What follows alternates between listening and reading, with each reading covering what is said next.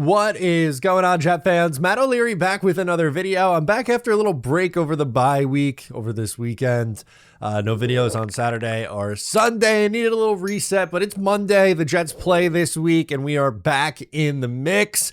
The New York Jets have some trade rumors circulating with the trade deadline coming tomorrow. Expect to see a bunch of that over the next 24 hours or so. And the player that I want to focus on in this video is Breece Hall. It's someone we've talked about a ton this year with trade rumors, and it was reported that the New York Jets are looking for a third-round pick in return for Breece Hall if they were to move him. Now, that seems a little bit high in terms of where the market for Breece Hall is right now. A fourth or fifth seemed a little bit more likely in a Breece Hall trade, but the Jets are holding out for a third. However, one of the teams with noted interest in Breece Hall is the Kansas City Chiefs. They are a really good football team, but they lost last night to the Buffalo Bills. Buffalo Bills always beat them in the regular season. The Kansas City Chiefs always beat the Buffalo Bills in the playoffs. So I'm not saying the Chiefs are in full-fledged panic, but they are just okay right now. They haven't really put themselves over the top. And with the reported value of a third-round pick for Breece Hall that the Jets are looking for, especially after last night's loss to Buffalo, Chiefs fans all over social media were calling for Kansas City to make that trade, to make a trade for a traded third-round pick for Breece Hall. And that's not saying that they're willing to do it, like that the team's willing to do it. But the consensus is from their fan base, like they want the Chiefs to do this. So what I wanted to do is kind of talk through the pros and cons of trading Breece Hall. Now, I think if you get a third versus a fourth or fifth, that obviously makes things a little bit different. But one of the first pros that I have is the Jets don't currently have a third round pick. And you can thank the Haason Reddick trade for that one. The Jets traded their 2026 third-round pick in order to acquire Haason Reddick. It did not work out with the New York Jets. So they are lacking that pick. And if you want to rebuild this thing, you can argue that they need more early picks. They have a lot of day three capital, 6-7 round pick swaps that they've done.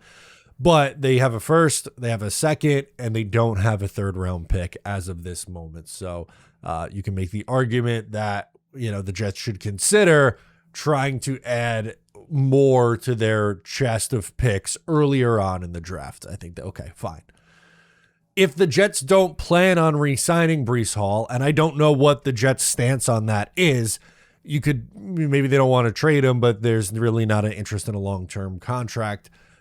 If they don't plan on re-signing him, they can get decent value back and acquire a draft pick that they don't have. Again, it's a little bit different if you're saying, hey, another day three pick, a fifth rounder versus a third round pick. That changes the conversation a little bit.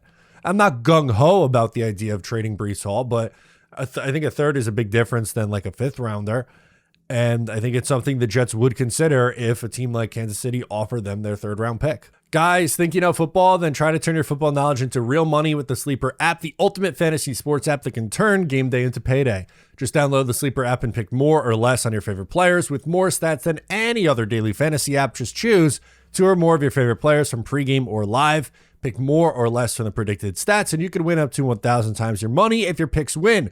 Use promo code O'Leary and you'll get up to a $100 match on your first deposit. And their new offer is a free $20 no deposit required promo. Terms and conditions apply.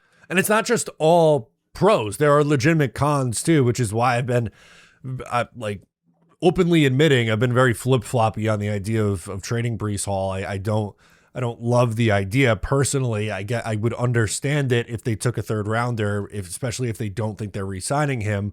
But there are cons to trading Breece Hall in both the short term and long term. In the short term, that leaves Isaiah Davis as the lead back for the rest of the year, which I like Isaiah Davis a lot. I think he's a good running back too. With no Braylon Allen because of his injury, like best case scenario, he's back in December. But do you really want to rush Braylon Allen back in what's likely a lost year? So I guess it would be Isaiah Davis and Khalil Herbert as your two running backs. I don't really think that offers you a whole lot. And if you want to evaluate the entire offense and you want to evaluate Tanner Engstrand as a play caller, and if you want to evaluate Aaron Glenn by a total number of wins, I think, Breece Hall helps the Jets win more games this year. So that I would flag that as one of the cons. It also creates another hole for you that the Jets would have to fill in the offseason, right? Like, if they're moving on from Breece Hall, yes, you have Braylon Allen and Isaiah Davis. Those are two backs that, I think is a good start to a running back room, but I think they would need more. Are you willing to use a draft pick on a running back relatively early to get someone in here with those two guys? Are you willing to pay someone else in free agency to get them in here and playing, right? Because like I said, I think Isaiah Davis is a good number 2. I don't think Braylon Allen is a number 1 back. I think he's at best a 1B, likely more of a running back 2, which is fine. If the Jets have 2 running back 2s, that's a really good head start on building a running back room. But they would need a difference maker at the position. And that's just another thing that the Jets would have to look for and try to fill. And also, too, I think you can make the argument it's a good thing to have a player like Breece Hall, who not only is a good rusher, as proven this year, he's pacing out for 1,200 rushing yards, but is a weapon as a pass catcher. For a young quarterback, if the Jets are using their first-round pick on a quarterback, don't you want to make that player's life as easy as possible? Like, you already have Garrett Wilson, a number 1 receiver. You feel good about where the offensive line is. You have a tight end that you like in Mason Taylor. They need a couple more receivers, no doubt. I think they need a wide receiver 2 and 3. But if you retain Breece Hall, then that's like a position group you just kind of go, we don't have to worry about running back.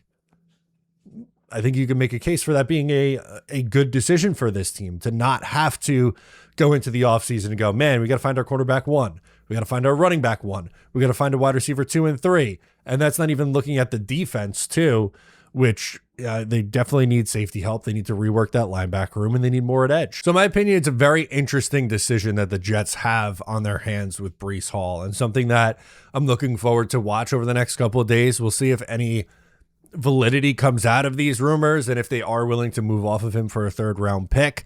We'll have a reaction if and when something happens, but for now, just wanted to come on and talk about, again, the pros and cons. We've done this a lot, but the Breece Hall rumors, especially after last night, feel like they're heating up a little bit. So that's where I am at with Breece. Let me know what you think about Breece Hall down in the comments. I'm Matt O'Leary. Subscribe if you're new, and I'll catch you next time.